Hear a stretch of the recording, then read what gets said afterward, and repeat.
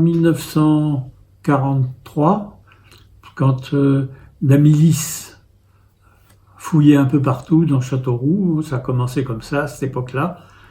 Et là, des résistants, des gens formidables, les faisans, qui habitaient Châteauroux, nous ont cachés en même temps que mes cousins rue Marceau. Et puis, il attend malheureusement l'arrestation de la famille Katz en janvier 1944 pour que tout de suite les faisans appellent les maquis de Valençay qui sont venus nous chercher avec une voiture à gazogène à l'époque et nous ont emmenés nous cacher à Veuille chez les Dion. C'était une maison qui leur appartenait, il y avait le café, l'épicerie et tout, et la cabine téléphonique. Et c'est là qu'on nous a cachés pendant l'année 1944, jusqu'à la première libération de Châteauroux.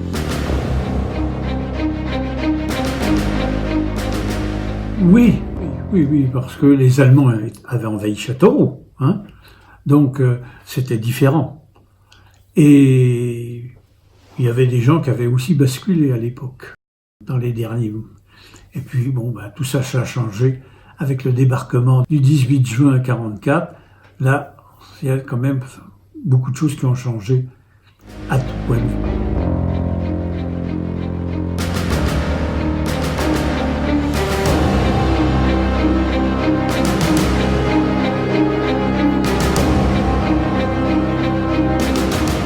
Dans une chambre au début, au fond d'un grand grenier, avec une seule porte.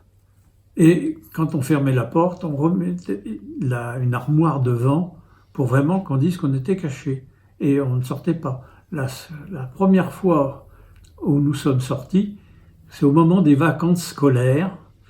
J'étais un jeune écolier, donc je pouvais sortir. J'étais en vacances.